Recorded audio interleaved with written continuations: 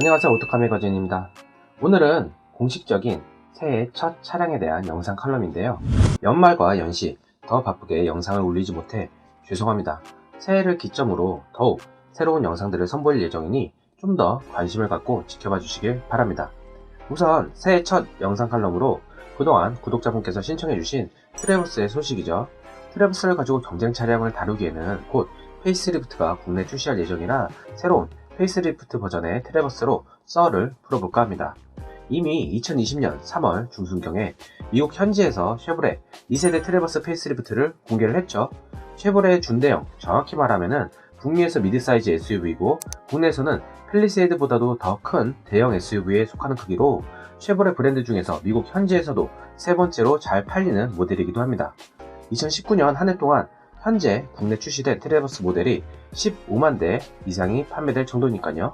우선 현재 국내에서 판매되고 있는 트래버스 모델이 이쿼녹스처럼 실패했다 라는 가정을 두고 말하는 분들이 상당히 있습니다.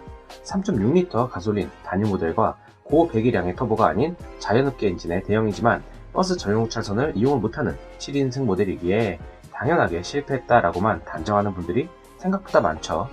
우선 2020년에 경쟁 차량의 판매량과 한번 비교해보자면은 그래도 부동의 1위는 역시 팰리세이드네요. 점유율 48.2%의 58,822대의 판매량을 기록하면서 압도적인 1위를 기록하고 그 뒤가 말도 많고 탈도 많았지만 그래도 판매량만큼은 대단한 제네시스의 GV80이죠. 3745대로 25.2%의 점유율을 갖고 있네요.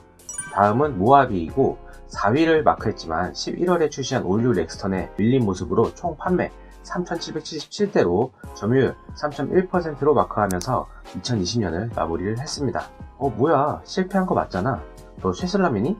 라고 생각하시겠죠? 제 말은 그 배경을 좀 더 봐야 한다는 거죠. 북미 판매량을 말한 이유가 그만큼 북미 배정이 매우 중요하다는 것이고 북미에서 출시가 된 후에도 약 1년이 좀 안 되는 시간을 기다리고 국내에 들어왔으며 초도 물량 자체가 너무 적게 배정받아 다시 또 기다려야 하는 현상이 생겼죠. 그런데 그 사이에 올류 렉스턴과 GV70 그리고 이미 올해 3월에 페이스리프트를 선보였으니 당연히 경쟁 제조사에게 소비자들을 빼앗겼겠죠. 게다가 단자율 주행 기능이 타사에 비해 취약했던 터라 이를 중요시하게 여기는 국내 소비자들에게 어필을 하지 못하는 듯 보였죠. 2019년 11월부터 국내 시장에서 본격적으로 고객 인도를 시작한 현행 트래버스는 수입 대형 SUV치고는 괜찮은 판매량을 선보인 겁니다. 전에 올류 렉스턴과 팰리세이드의 비교 영상에서 속초 서핑하는 곳에 근처에 오프로드 기본기를 연습하는 곳이 있는데 그곳에서 팰리세이드 헛바퀴 돌면서 미끌릴 때 같은 구간에서 바로 여지없이 올라갔던 모습을 보였던 터라 너무나 인상이 깊었던 트래버스입니다. 엄밀히 따지자면은 같은 유니바디 프레임이라도 지향점 자체가 팰리세이드는 SUV지만 MPV 차량을 표방한 차량이고 트래버스는 오프로드와 캠핑까지도 아우를 수 있는 올라운드식의 미국 SUV이기에 지향점 차이가 좀 뚜렷하죠. 편의사양에서도 이는 고스란히 나타났고 5천만원 차량에 ACC 즉 어댑티드 크루즈 컨트롤과 레인 센싱 와이퍼가 없다는 것이 좀 많이 그렇긴 했습니다. 미국 현지 트림인 하이컨트리는 있지만 국내에는 레드라인 트림까지만 수입한 것이라 없던 건데 참 좀 이 부분은 링컨 에비에이터처럼 서비스로 한두 가지 부족한 것을 넣어주었으면 정말 혜자인데 말이죠. 그래도 기본기가 참 좋고 넓고 멋진 차량임에는 틀림없다고 생각합니다. 참고로 전 현대 팰리세이드를 보고 반했던 1인이기도 하고요. 진짜 세단바에서 진지하게 대기기간까지 물었던 사람이에요. 여튼 이런 트래버스가 달라졌습니다. 2020년 3월 14일 화이트데이 때 쉐보레 미디어 프레스룸에서 2021년형 트래버스를 공개하고 하반기부터 판매한다고 발표를 했는데요. 더 샤프하게 잘생겨지고 더 스마트하게 상품성 개선을 이뤘죠.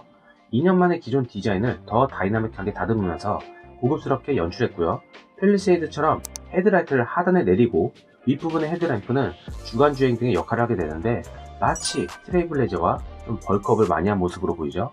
게다가 하단 램프에도 기역자 모양의 주간주행 등을 얹어서 더 고급스러움을 연출했습니다. 특히 그릴 부분에서도 기존의 상하분량의 2단이 아닌 큰 틀 안에서 크롬으로만 라인을 나눠놓은 모습이라 더 강력한 인상을 주죠. 팰리세이드의 멧돼지 형상보다는 훨씬 더 잘생겼다고 생각하는 1인입니다. 특히 모델 트림에 따라 그릴 색상도 변화시킬 수 있는 점은 듀얼포트 그릴을 더욱 돋보이게 하는 요소죠. 쉐보레 타우처럼 앞바퀴 휀더 앞쪽에 사이드 마커가 달려있는 모습이 보이네요. 이는 미국 법규에 따라 어쩔 수 없이 부착을 해야 되는 부분이고요. 특히 호박색으로 꼭 해야 됩니다. 사이드 미러에 사이드 리피터가 달려있고요. 휠 역시 기존 모델보다는 좀 더 디자인이 가미된 모습이 보이죠. 측면 라인은 더 날렵해진 눈매 끝에 굵직한 캐릭터 라인을 따라 리어 램프 라인까지 이어지고요. 3열 쪽 뒷창문과 연결된 디필러 글라스가 정말 커다란 개방감으로 다가오네요.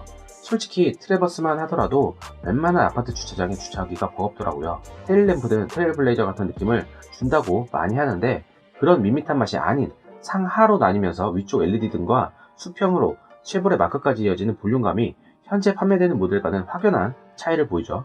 마치 랜드로버의 테일램프처럼 변했는데 더 볼드함이 느껴지면서도 전면 헤드램프 같은 샤프함이 느껴집니다. 개인적으로는 쉐보레 SUV 중에서 최고의 테일램프가 아닐까 하네요. 실내로 들어오면 큰 변화는 없습니다. 페이스리프트가 렉스턴이나 최근 현대차처럼 풀 체인지급을 보이는 형식이 아닌 원래는 이 정도가 정석인데요. 우선 아날로그 클러스터에서 반 디지털 클러스터 형식으로 바뀐 부분이 보이죠. 현대기아차처럼 12.3인치의 풀 디지털은 아니지만 8인치의 디지털 클러스터가 있고요. RPM과 온도 게이지 및 연료 게이지는 아날로그 방식입니다. 개인적으로는 이런 반 아날로그 방식을 가장 선호하고요. 그래도 풀 디지털 클러스터가 이쁘긴 하죠. 눈에 좀 확 띄고요. 인포테인먼트 시스템에서도 업그레이드가 됐는데요. 애플 카플레이와 안드로이드 오토의 유선 연결과 무선 연결까지 가능하게 했고요. 스마트폰 무선 충전 패드는 면적을 더 키워서 충전의 용이성을 더 좋게 했습니다. 기어 레버가 전자식 레버로 바뀌지 않은 점이 좀 그렇지만 이는 각 차량과 문화의 특색이기에 그렇죠. 이 부분은 이해를 최대한 하려고 합니다. 다만 5천만원이 넘는 차량에서 전자식이나 컬럼 방식 아니면 버튼이나 다이얼 방식이 없다는 게 좀 아쉬운 점이긴 해요. 그래도 기존 기어 레버보다 좀 더 용이하게 바뀐 부분이 있죠. 기어봉 위쪽에 위치했었던 마치 피아노 치듯이 했어야 했던 수동 변속 기능은 기어 레버 측면으로 옮겨져서 더 그립감과 조작의 용이성을 더했습니다. 인포테인먼트의 레이아웃이나 디자인에서도 솔직히 말리부보다 더 나은 모습을 보여주기도 합니다. 특히 스카이스케이프라는 이름의 대형 파노라마 썬루프는 2개의 패널로 구성이 되어 뒷좌석까지 넓은 시야감을 제공을 해주고요. 1, 2, 3열 모두 USB 포트에서 충전을 할 수 있게 편의성 역시 제공이 됩니다. 솔직히 이것은 경쟁차 중인 팰리세이드에도 다 제공이 되고 있죠. 또 무선 충전 방식에서도 VIP 트림은 정말 더 편하고요. 트래버스 페이스리프트의 스탑앤고를 끌 수 있는 버튼이 생겼고요. 그 오른쪽에 실시간 주행 모드 변경이 가능한 다이얼 형식의 버튼이 보이네요. 전 세대와 비교해서 룸밀러 디스플레이 창도 새롭게 디자인되었습니다. 거의 프레임리스네요. 실내 레이아웃은 개인적으로는 비슷한 크기의 포드 신형 익스플로러 같은 레이아웃을 좋아하지만 팰리세이드와 비교해서는 개인적으로는 팰리세이드가 더 낫다고 봅니다. MPV 차량과 SUV 차량의 중간선상에 있는 딱 그 느낌은 소비자들에게 지갑을 충분히 열게 했으니까요. 그럼에도 불구하고 트래버스에 매력적으로 다가오는 것은 바로 크기와 안정성 및 상시 4륜의 더 나은 성능이겠죠. 지상고가 생각보다 낮아서 전통 오프로드를 지향하기에는 분명히 어려움이 있지만 섬진강 유역의 모래 언덕 부분을 넘어가는 부분까지는 무난하게 충분히 올라갈 수 있는 능력을 보여줍니다. 이륜 모드시 후륜이 아닌 전륜 기반으로 끌고 가기에 잘 끌고 올라가는 느낌이죠. 이는 스위처블 AWD가 적용되어 필요에 따라 전륜 및 자륜 모드를 상시 전환케 하고 전륜 모드에서 프로필러 샤프트 회전을 차단하여 불필요한 동력 손실을 줄여서 전륜으로만 가동을 하게 되어 효율성을 더 높입니다. 트래버스의 제어는 전장 5200mm, 전폭 2000mm, 전고 1785mm, 휠베이스 3073mm로 경쟁 차량인 팰리세이드의 전장 4980mm, 전폭 1975mm, 전고 1750mm, 휠베이스 2900mm로 전장은 220mm, 그리고 전폭은 25mm, 전고는 35mm, 휠베이스는 173mm나 차이가 있고요. 최저 지상고는 트래버스가 195mm로 팰리세이드는 201mm에서 약 203mm, 소렌토가 185mm, 포드 익스플로러가 198mm로 경쟁 차량에 비해 최저 지상고가 좀 낮은 편입니다. 참고로 트레일블레이저가 202mm를 마크하고요. 트래버스 성격상 가벼운 오프로드까지만 다닐 수 있는 차량임을 알 수가 있는 대목이죠. 가장 큰 매력은 3열의 크기와 트렁크 용량이 있다고 보입니다. 7인승임에도 불구하고 1열부터 구조가 232이 아닌 223으로 3열의 길이가 850mm나 되기에 3명을 태울 수 있다는 점, 그리고 충분한 무릎 공간이 나온다는 점이 가장 큰 차이죠. 휠베이스만큼은 캐딜락 에스컬레이트 쇼파이보다 127mm가 긴 길이감을 보여주죠. 트렁크 용량은 3열을 세웠을 때 적재 높이는 820mm, 깊이는 600mm, 3열 폴딩 시 깊이가 1300mm, 2열과 3열 다 폴딩 시에 2030mm로 엄청난 적재량과 깊이감을 보여주고 너비는 1340mm입니다. 리터로 따진다면 2780L의 용량을 보여주죠. 팰리세이드는 트렁크 적재 높이가 800mm, 트렁크 넓이는 약 1150mm, 3열 폴딩 시에 깊이가 약 1220mm, 2열과 3열 폴딩 시에 1870mm로 1297L의 용량을 보여줍니다. 깊이감과 너비감에서 큰 차이가 안 나는데 높이는 어떤 3열의 길이감 차이 때문인가요? 트래버스가 약 2배가 조금 넘는 용량 차이를 보이네요. 4인 가족 캠핑 시에 정말 이 차이는 엄청난 차이를 보입니다. 3열만 폴딩하고 가야 하는 부분에서 짐을 좌석 발받침까지 싣지 않아도 될 크기죠. 이 부분이 가장 큰 어필감으로 나타나는 것 같네요.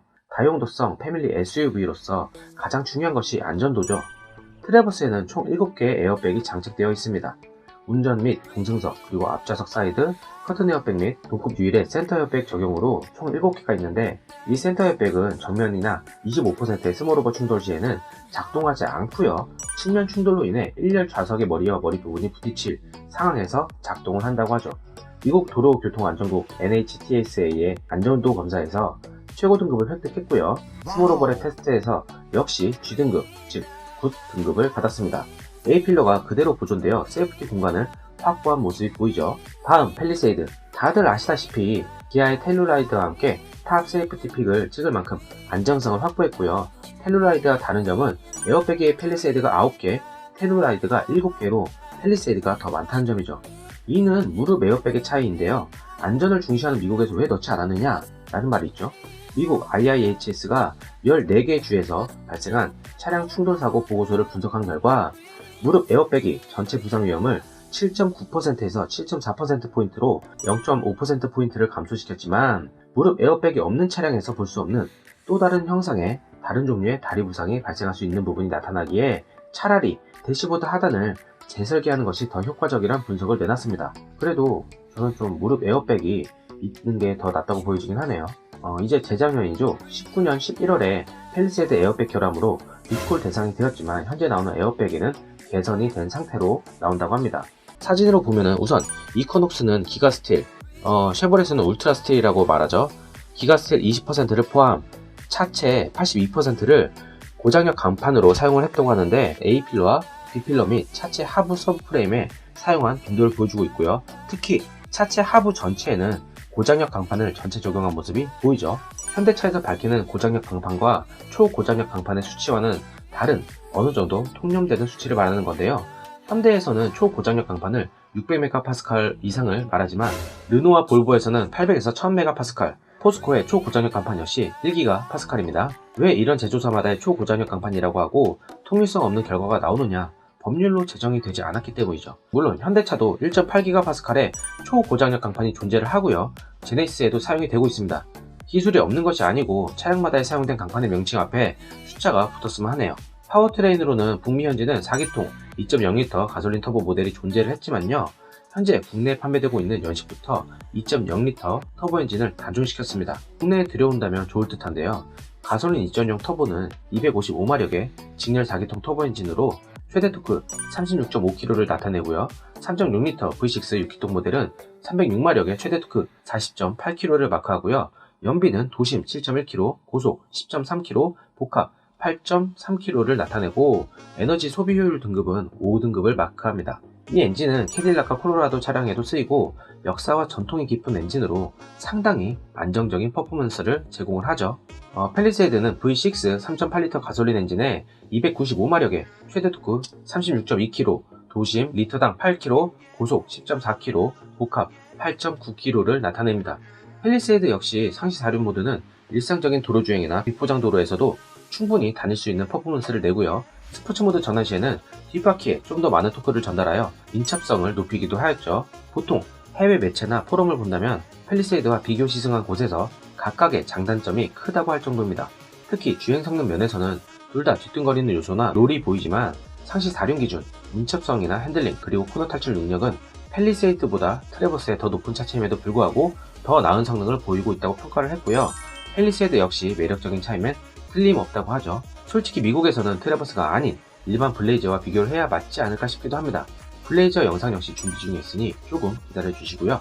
트래버스 서스펜션의 특징이라면은 도급 유일의 5링크의 멀티링크 서스펜션을 적용하여 정숙함과 승차감을 높였다고 합니다.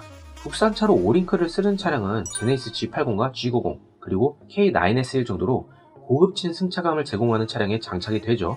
이는 타 매체 및 해외 매체 전문 리뷰어들만 보더라도 상당히 놀라는 부분인데요. 차는 엄청 시끄러울 듯한데 매우 조용하고 특히 승차감에서 놀란다 라고 평가를 하고 있죠. 미국의 고속도로는 생각보다 보수공사 등을 통하여 약간 울퉁불퉁한 경우가 있는데 이는 국내 고속도로 역시 마찬가지죠. 그로 인해 미국은 75마일 이상 즉 120km 이상의 엄격한 속도 규정을 규제를 하고 있습니다. 이에 따라 트래버스의 세팅력 역시 120km 속도 이후에 더딘 가속감을 보여주는데 이는 크루징 같은 항속 위주의 북미 특유 세팅을 가져왔기 때문이죠. 그대로 수입차로 가져왔으니까요. 솔직히 일반 고속도로에서 저 정도 속도 이상으로 밟는 게 추월을 제외 그리고 특수 상황을 제외하고는 하지 말아야겠죠. 경쟁차인 팰리세이드는 전륜 100% 스트럿 방식, 후륜은 세미 트레일링 암 기반 멀티링크인데 물성의 레벨이라고 해야 할까요? 물성 구조로만 굳이 따진다면은 최고는 인테그랄 링크, 그 다음이 W10, 그리고 그 다음에 W10 기반, 그 다음에 세미 트레일링 암 기반 멀티링크 이런 식으로 나눌 수가 있겠는데요. W15과 W20 기반이란 것은 좀 상당한 용어의 차이가 있기에 차를 떠나서 잘 봐야 합니다. 제조사들도 W20 기반이라고 하고 세미 트레일링 암 기반으로 한 멀티링크를 W10으로 잘못 표기하는 경우가 있기 때문이죠. 보통 캠리나 프리우스 그리고 아발론, 렉서스 ES 후륜에 W20으로 표기를 했지만 이는 팰리세이드와 같은 방식의 세미 트레일링 암 기반 멀티링크라는 것을 참조하면 좋을 듯 합니다. 트림별 편의사양을 따지기엔 트래버스 페이스리프트가 국내에 정식으로 출시되고 트림별의 어떠한 세부적인 구체적인 사양이 나와봐야 알기에 북미 사양에는 중상이지만 국내로는 최고 옵션 트림으로 들어온 레드라인의 옵션과 팰리세이드 VIP 옵션 사양을 비교를 할게요. 금액적으로는 트레일블레이저가 연식 변경에도 올리지 않았지만 트래버스는 약 100만원 이상의 상승을 적용할 듯 합니다. 트래버스 3.6L AWD 풀옵션 금액은 기존 5,522만원, 페이스리프트 예상가 5,620만원 정도고요. 팰리세이드 상시 다륜 VIP 트림은 5,415만원으로 트래버스가 좀 더 비싼 금액대를 보여주고 있죠. 시작가 역시 트래버스는 4,520만원부터 팰리세이드는 3,573만원부터 시작을 하죠. 트래버스 같은 경우엔 견인에 필요한 히든 트레일러 그리고 히치 리시버와 커넥터도 기본 사양에 애초부터 포함이 되어 따로 장착할 필요 없이 최대 2.2톤의 트레일러나 카라반을 운행을 할 수가 있고요. 팰리세이드 같은 경우에는 트레일러 보드 같은 옵션이 따로 있기에 추가를 해야 하죠.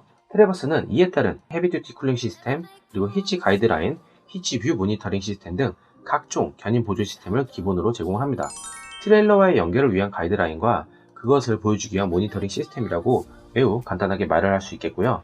안전주행 옵션으로는 2020년보다 향상되어 전방 충돌 경고 및 후측방 경고 시스템이 경고음만 제공했던 것과는 달리 페이스리프트에서는 자동 비상 제동 및 보행자 인식 충돌 방지, 차선 이탈 경고 및 유지, 오토 하이빔과 전방 거리 감지와 인텔리 빔이 있는데 인텔리 빔은 야간 주행 시 마주오는 차량을 인식하여 자동으로 상향등과 하향등을 전환해주는 시스템입니다. 서라운드 뷰도 당연히 있고요. 특징적인 것은 후방 디스플레이 룸미러로 룸미러가 후방의 비디오 스크린으로 전환시켜 고해상도의 광각 뷰를 통하여 300%더 넓은 후방 시야를 확보를 해줍니다.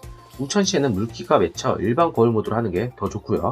오토 클라이밋이 있는데 설정된 실내 온도에 따라 최적의 온도가 유지될 수 있게 공조뿐만 아닌 열선 시트와 통풍 시트 그리고 스티어링 휠의 온도까지 자동으로 작동을 하며 이 기능은 원격 시동을 켰음에도 작동이 되죠. 편의 장비 옵션으로는 팰리세이드가 충분히 앞선다고 생각합니다. 엄밀히 말하자면 팰리세이드 VIP 트림이죠. 안전 운전 사양은 트래버스와 거의 비슷하고요. 또 풀옵션에서 차이가 있다면 내비게이션 기반 어댑티브 크루즈 컨트롤로 자동으로 속도를 줄여주고 다시 높여주는 그런 차이도 있습니다. 디지털 룸밀러가 없는 대신에 하이패스 룸밀러가 있고요. 2열에 센터 콘솔이 장착되어 양문형 암레스트와 공기청정기 및 냉장과 온장 컵홀더, 2열 센터 콘솔 무드 등과 터치 스위치가 추가가 되고요. 터치 스위치에서 오디오 음향 조종 및 냉 온장고의 조절, 그리고 공기청정기의 작동 유무까지 컨트롤할 수 있어 이런 점이 특징이죠. 게다가 스피커 내장형 타입의 헤드레스트가 제공이 됩니다. 후석 엔터테인먼트 시스템이 추가가 되고요. 도어 트림에는 스마트폰 무선 충전이 가능하게 있으며 VIP 전용 카 매트를 제공을 하죠. 누군가에겐 불필요하다고 하지만 충분히 4인 가족까지 매력적으로 어필을 할 수 있게 해줍니다. 3열 시트는 인조 가죽으로 제공되는 것 또한 좀 특징이긴 하죠. 간단히 말해 원가 절감이죠. 이래서 팰리세이드가 잘 팔리는구나 라고 할 수밖에 없는 게 포드의 익스플로러와 쉐보레의 트래버스와 가성비가 팰리세이드가 앞서기 때문에 수출 물량이 코로나19 바이러스 때문에 국내 물량이 많이 풀렸다고 해도 아직까지 대기 기간이 존재할 만큼 인기가 좋구나 하고 느껴집니다. 다만 물질 자체가 가진 성질의 수준은 트래버스가 더 높다고 보이죠. 아무래도 쉐보레를 선택하는 이유는 튼튼함과 안정성을 가져가려는 부분이 많기에 자잘한 편의성보다는 자체적 안정감을 느끼는 부분에서 더 큰 점수를 주는 것 같죠. 게다가 주행 안정감 및 주행 감성이 정말 좋다고 칭찬이 자자할 만큼 무선 충전이나 헤드레스트 스피커 같은 옵션이 주는 만족감보다 차의 본질적 느낌이 더 중요하다고 저는 생각이 됩니다. 쉐보레 타오 역시 현지에서 바이러스 때문에 생산 일정이 늦어지는 만큼 국내에서 2022년으로 미뤄질 가능성이 크다고 하기에 2021년 한 해 동안 트래버스 페이스리프트가 맏형으로서 어깨가 좀 무거워 보이죠. 네, 오늘 소식은 여기까지고요. 구독자분께서 요청하여 준비한 내용인데 만족하셨을지 잘 모르겠습니다. 신축년 새해 복 많이 받으시고 구독과 좋아요 꼭 부탁드립니다. 정말 2020년 너무 힘들어서 채널을 포기할까도 생각을 해봤는데요. 구독자분들 및 새로 구독해주신 시청자분들이 너무나 큰 힘이 되어 한 해가 지나갔습니다. 저 역시 더 열심히 업로드를 하고 더 좋은 내용으로 찾아뵙겠습니다. 그리고 더 발전한 채널이 될게요.